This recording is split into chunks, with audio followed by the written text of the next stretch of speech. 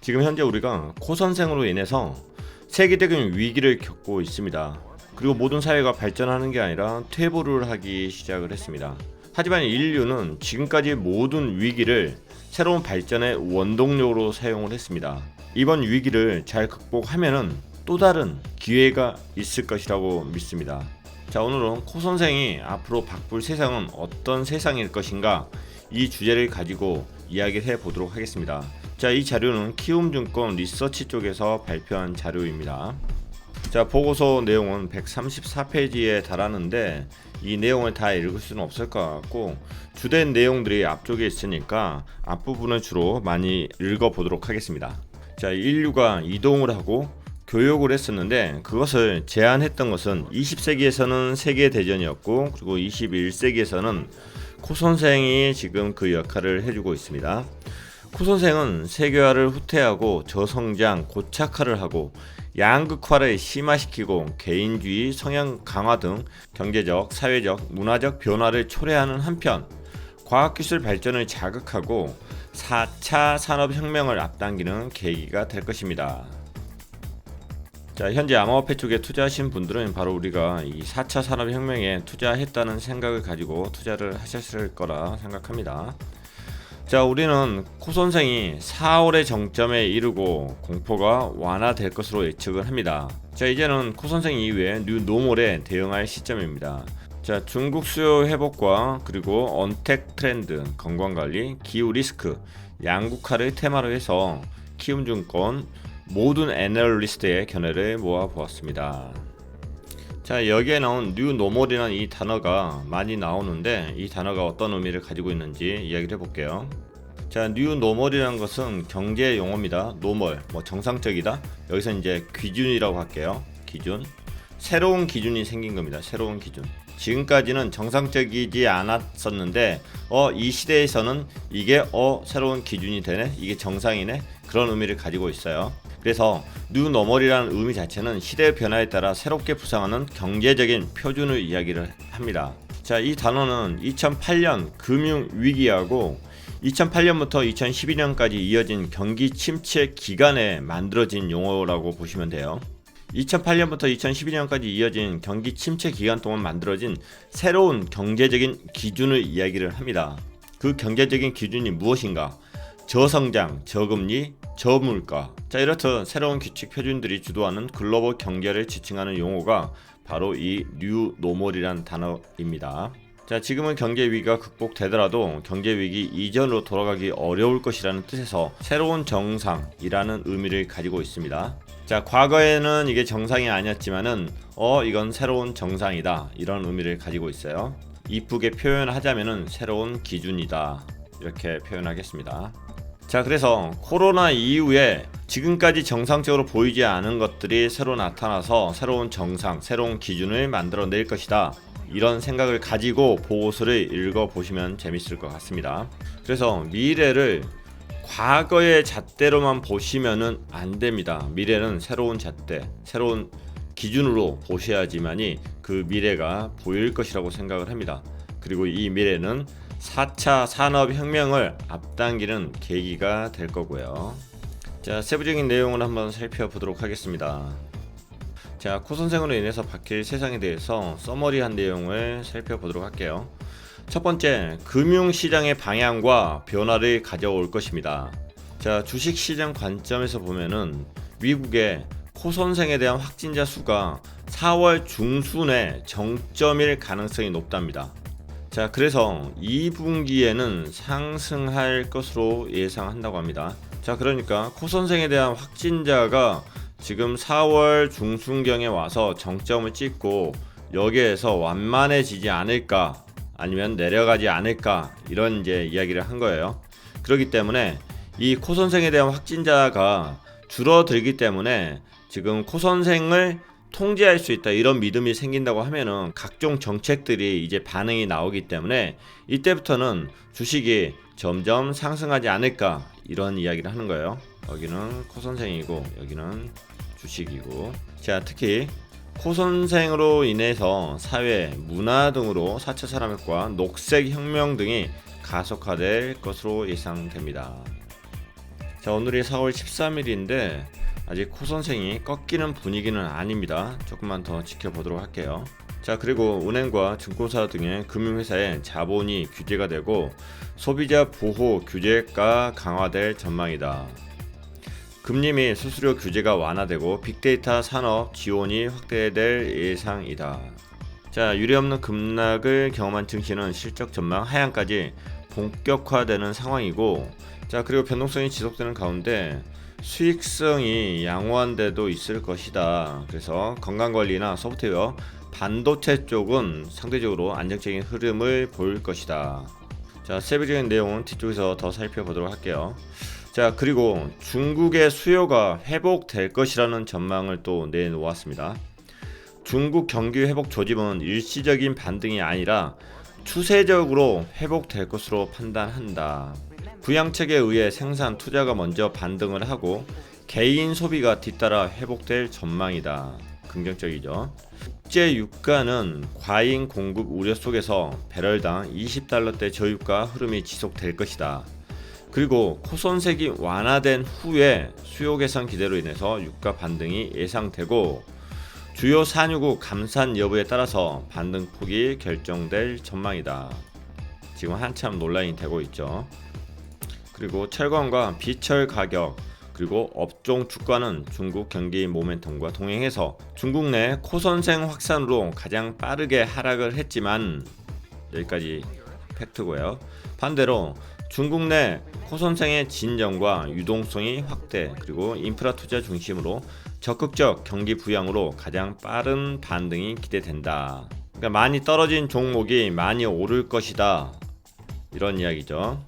그리고 화학과 정유 분야는 유가 급락으로 인해서 나프타의 동반 하락으로 국내 석유화학 업체들의 원가 경쟁력 강화와 그리고 하반기 주요 수출 시장인 중국의 석유화학 수요 확대에 따라 반사 수혜가 전망된다. 자, 여기에서 언택이라는 것은 컨택의 반대말로 생각을 하시면 됩니다. 새로운 용어인 것 같고, 언택이라는 것은 이제 비접촉을 뜻합니다. 코선생으로 인해서 비대면, 비접촉 산업이 활성화될 것이다, 뭐 이런 의미인데, 그래서 앞으로는 언택에 대한 산업이 활성화가 될 것이고 언택에 관련된 마케팅이 많이 이용이 될 것이다, 뭐 이렇게 생각을 하고 보시면 될 것 같아요. 그래서 비접촉 산업 분야 같은 경우는 미디어, 엔터테인먼트 같은 경우는 프리미엄 컨텐츠 기반의 OTT를 중심으로 한 디지털 수요가 확대될 것이다. 자, 펜글씨를 잘 못 쓰니까 제가 여기서 자판을 쓰는 게 낫겠네요. OTT 같은 경우는 오버 더 탑 서비스를 이야기합니다. 그러니까 인터넷을 통해서 방송 프로그램, 영화, 교육 등 각종 미디어 콘텐츠를 제공하는 그런 서비스를 이야기를 하는 거예요. 자, 그래서 오버 더 탑의 OTT 앞자를 따와서 OTT 산업이라고 이야기를 합니다. 자, 구독 경제로 확보된 이용자를 락인을 강화하고, 자, 고객 이탈을 막는 것을 락인이라고 합니다. 그래서 기존 고객 자체를 계속 이탈하지 않게끔 하고, 자, 그리고 콘텐츠 확장에 따른 공급과 수요의 신규 진입을 가속화하겠다. 자, 그리고 인터넷 게임 분야 같은 경우는 사회 변화를 체크하기 위한 빅데이터 활용이 확대될 전망이다. 자, 이번에 확진자들 위치 이동하는 거, 뭐 이런 빅데이터도 많이 대학생들이 만들어 가지고 올렸었고요. 그리고 마스크가 어디 많이 있는지 남아 있는지 그런 데이터 같은 경우도 인터넷에 올라와 있죠. 이게 전부 다 빅데이터를 이용한 하나의 방법이었고, 그리고 다른 데에 있는 빅데이터하고 이 빅데이터들을 서로 연동을 하는 이러한 기술 또한 굉장히 중요하다, 뭐 이런 것을 많이 느꼈습니다. 그래서 빅데이터를 만드는 그 시스템이 아니라 기존에 있는 빅데이터들을 서로 잘 활용하는 새로운 산업군들이 충분히 더 생길 수 있다, 이런 생각을 할 수가 있을 것 같고요. 그리고 음식료와 유통 분야 같은 경우는 온라인 쇼핑, 배달 서비스, 간편식 소비에 대한 경험이 증가하면서 자, 수요가 확대되면서 기회들이 창출될 전망이다. 자, 외식 문화 산업 자체가 크게 바뀔 수가 있죠. 우리나라가 굉장히 배달 서비스가 잘 돼 있어서 편하다고들 하잖아요. 외국에서 온 손님들 이야기 들어보면은. 근데 이번에 이런 문제 때문에 배달 서비스가 국내에서도 더 발전하지만은 외국에서 새로운 산업군으로 생기지 않을까, 이렇게 전망을 해볼 수도 있을 것 같고요. 그리고 통신 분야 같은 경우는 산업 재편 가능성이 높아지면서 모바일 트래픽이 증가될 것으로 예상을 하고요. 글로벌 5G 투자가 앞당겨지면서 5G 인프라 투자가 본격화가 될 것으로 기대를 합니다. 많은 회사에 재택 근무하고 그리고 계약 자체를 온라인으로 하는 학교들이 대부분이었기 때문에 이 분야 같은 경우도 굉장히 더 많이 발전해야 되는 상황이 되겠죠. 그래서 5G에 대한 투자 속도가 좀 미진했었는데 이게 굉장히 본격화되고 많은 투자금들이 이 5G 인프라를 구축하는데 투자가 되지 않겠는가 이렇게 예상을 해볼 수 있을 것 같고요. 자, 그리고 반도체 쪽에서는 온라인 교육과 재택근무, 원격 의료, 그리고 화상회의가 확대되면서 서버용 반도체 수요가 증가될 전망이다. 그래서 서버 D램, 그러니까 메모리 쪽이 성구매 영향으로 인해서 단기 수요 변동성이 예상이 되고, 그리고 코선생 이후로 사회의 변화가 반도체 수요를 증가시킬 것으로 예상합니다. 자, 그리고 디스플레이 분야 같은 경우는 스트리밍 등 비디오 콘텐츠 수요가 증가될 것이고, 모바일 환경에서 응답 속도 그리고 소비 전력 등의 강점을 가진 OLED의 침투율 증가로 이어질 전망이다. 자, 더불어서 AL용 디스플레이 등 차세대 디스플레이 투자도 활발해질 것이다. 자, 그래서 비접촉, 비대면에 관련된 사업들이 굉장히 많이 있다 이렇게 볼 수가 있을 것 같아요. 자, 이번엔 건강관리 측면입니다. 제약, 바이오 쪽에 있어서 신속한 진단 장비 기술에 니즈가 증가하고 있고, 그리고 의약품 공급에 대한 안정성 확보를 위해서 CRO와 CMO 등의 수주가 성장될 전망에 있다. 자, CRO 같은 경우는 임상시험 수탁 기관을 의미하는 거고요. 그리고 CMO 같은 경우는 생산 대행 기업을 의미합니다. 자, 그래서 임상시험에 대해서 수탁을 하는 기관이나 생산을 대행한 기업들이 이런 기업들이 성장할 전망이다. 왜냐하면 대기업이나 정부에서 이쪽에 많이 투자를 하기 때문에 그렇겠죠. 자, 코선생 사태가 길어지면서 우리는 자가격리를 많이 하고 있죠. 그러면서 이러한 비대면 생활로 인해서 우울증이 생기고 비만 등 질병이 증가할 것으로 예상이 된다. 그리고 슈퍼 항생제와 바이러스 등 연구가 활성화될 전망이다. 자, 요즘에 체육관 같은 경우도 많이 닫아버려가지고 운동도 지금 못하고 있는데 그렇게 스트레스를 풀 수 없는 상황들이 생기다 보니까 충분히 가능성이 있는 이야기네요. 자, 그리고 전기 전자 분야에 있어서 건강과 위생 관심 증대에 따라서 건강 가전이 필수 가전으로 자리매김할 것이다. 자, 가전의 미래인 로봇의 상업화 속도도 빨라질 것이고, 그리고 영역이 확대될 것이다. 그래서 건강 가전이 더 많이 필요해질 것이다 이런 의미인 것 같습니다. 그리고 원격 의료 분야 굉장히 중요할 것 같아요. 미국을 중심으로 빠른 확산이 기대가 되고, 그리고 한국도 코선생을 계기로 해서 서비스의 필요성이 재조명될 것이다. 원격 의료 분야가 굉장히 활발해지지 않을까 싶어요. 비접촉이라는 것 자체가 지금까지는 거리가 멀거나 시간적인 문제 자체를 해결하기 위해서 원격 의료가 필요했었는데, 지금은 아예 접촉을 하는 것 자체가, 의사가 환자를 접촉하는 것 자체가 위험해질 수 있다. 자, 의사들이 위험해지면은 의료 체계가 동시에 붕괴가 될 수 있다. 이렇게 확대 해석도 가능하기 때문에 원격 의료 분야는 굉장히 빨라지지 않을까 이렇게 생각을 해볼 수 있을 것 같아요. 자, 다음은 기후 리스크에 관련된 겁니다. 전기차가 늘어날 것이다. 유럽 등 주요국의 연비 그리고 배기가스 규제가 강화가 예상된다.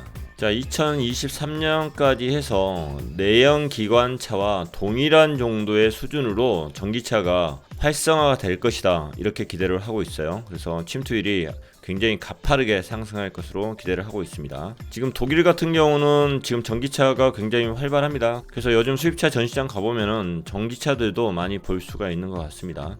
자, 2차 전지 분야 같은 경우는 코선생 국면으로 인해서 단기 부정적인 환경이 있었음에도 불구하고 전동화 기조가 유지되고 있고, 그리고 OEM의 EV 비중 확대로 인해서 중장기적으로 성장 전망이 될 것이다. 자, EV 같은 경우는 Electric Vehicle, 그러니까 여기가 전기차를 이야기하는 거고, 전기차에 대한 비중 자체가 OEM 방식, 위탁 방식으로 생산될 확률이 높다 이런 의미인 것 같아요. 자, 그래서 전기차 자체는 유럽에서 주력으로 생산될 것으로 보이지만은 전기차에 들어가는 배터리 생산 자체는 한국으로 넘어올 것이다. 그 주도권이. 그래서 한국에 있어서 2차 전지 분야가 굉장히 긍정적인 산업으로 올라갈 것이다. 이런 이야기입니다. 자, 그리고 그린 본드, 정부 및 기구들 뿐만 아니라 기업들도 저금리 환경에서 환경 및 기후 리스크에 대비한 ESG 채권 발행을 확대할 것으로 예상된다. 자, ESG 같은 경우는 이런 의미를 가지고 있습니다. 인버러먼트, 환경보호, 그리고 소셜, 사회공헌, 그리고 거버넌스, 윤리 경영, 이 세 가지 뜻을 가지고 있죠. 자, 환경을 보호하면서 사회를 공헌하고 윤리적인 경영을 하는 이런 곳. 자, 어떻게 보면 수익 구조가 잘 나오지 않겠죠. 여하튼 이런 곳에서 사용할 수 있는 자금을 마련하는 게 바로 ESG 채권이라고 이야기를 합니다. 저금리이기 때문에 이러한 ESG 채권들이 발행되지 않을까, 또 이렇게 이야기를 하고 있는 거고요. 자, 여기서 그린본드라는 이야기가 나왔는데, 자, 그린본드 친환경 사업 자금 용도로 사용되는 게 그린본드고요. 그리고 워터본드라는 것도 있습니다. 워터본드, 깨끗한 물을 위한 자금 용도로 사용되는 거고요. 그리고 소셜본드라는 것도 있고, 소셜본드 같은 경우는 사회 문제를 해결하는 위한 겁니다. 저소득층이나 노숙인을 위한 것들, 사회 문제 해결을 위한 자금 용도. 자, 그리고 지금까지 ESG 시장에 있어서 대부분의 자금은 그린본드 쪽에 사용을 한답니다. 한 90% 정도가 대부분 그린본드에 사용되는 자금이라고 이야기를 하고요. 자, 그래서 ESG 시장에 있어서는 그린본드 쪽에 대한 자금들이 늘어날 것이다, 이렇게 예상을 하고 있는 거고, 다소 수익률이 부진하다는 단점이 있으나, 자, 점차적으로 ESG에 대한 신뢰가 높아지면서 수요가 개선될 전망이다, 이렇게 보고 있네요. 자, 그리고 ESG에 관련된 관심 자체는 코 선생 이전에도 ESG에 대한 요소는 이미 기업 문화 운영과 투자 결정에 적극적으로 관여하기 시작을 했고, 그리고 추세가 더욱더 빨라질 전망이라고 이야기를 하네요. 자, 그리고 양극화에 관련된 이야기입니다. 자, 유동성에 관련된 이야기입니다. 디지털 경제가 더욱 가속화되면서 자금의 이동은 보다 양극화 패턴을 보일 전망이다. 저도 이렇게 생각을 합니다. 전통 산업보다는 ICT 산업과 같이 성장성 높은 곳으로 유동성이 더욱 유입되고, 자금 조달의 차별화로 우량 기업에는 성장의 기회로, 그리고 비우량 기업은 구조 조정으로 나타날 것으로 예상한다. 자, 여기서 ICT라는 것은 인포메이션, 커뮤니케이션, 그리고 테크놀로지, 다시 말해서 정보 통신 기술을 이야기를 합니다. 정보 통신 기술. 자, 정부하고 중앙은행에서 아무리 돈을 풀더라도 그 돈 자체가 균일하게 분배되지 않습니다. 분명히 한쪽으로 쏠립니다. 그럼 어느 쪽으로 쏠릴 것인가? 일단은 우량 기업입니다. 우량 기업. 정치적으로 정부나 중앙은행하고 친하기 때문에 우량 기업으로 이제 쏠릴 수밖에 없는 거죠. 비우량 기업이나 그리고 개인 사업자, 힘없는데 이런 데들은 폐업할 확률이 높습니다. 그리고 전통 산업보다는 ICT 쪽, 정보통신기술 앞으로 발전될 때 이런 쪽이 4차 산업과 연관될 확률이 높겠죠. 자, 미국 기업 같은 경우는 명품 산업에 이 친구들은 초점을 잡았네요. 자, 코 선생으로 인해서 최대 피해를 받을 곳이 명품 산업이고, 왜? 돈을 안 쓰니까. 그리고 코 선생 이후에 수혜 산업도 명품 산업이 될 것이다, 이렇게 이야기를 했네요. 자, 돈 쓰는 사람들이 잠시 주춤한 것이지 돈 있는 사람들은 계속 있기 때문에 이 명품 산업은 경기에 비탄력적이다, 영향을 받지 않을 것이다, 이런 이야기로 들립니다. 자, 오늘은 간단히 이 정도만 하도록 할게요. 134페이지 정도 있는데 내용이 사실은 중요한 내용들이고요. 생각을 좀 많이 해봐야 될 내용들인 것 같습니다. 자, 총 134페이지 중에서 2페이지 서머리 부분만 읽어드렸습니다. 뒷부분은 그 서머리에 관련된 세부적인 이야기들이 나와 있습니다. 그래서 그 세부적인 이야기들을 하나씩 풀어보도록 하겠습니다. 자, 끝까지 방송 시청해주셔서 감사하고, 영상이 조금이라도 도움 되셨다고 하면은 구독과 좋아요 부탁드리겠습니다. 감사합니다.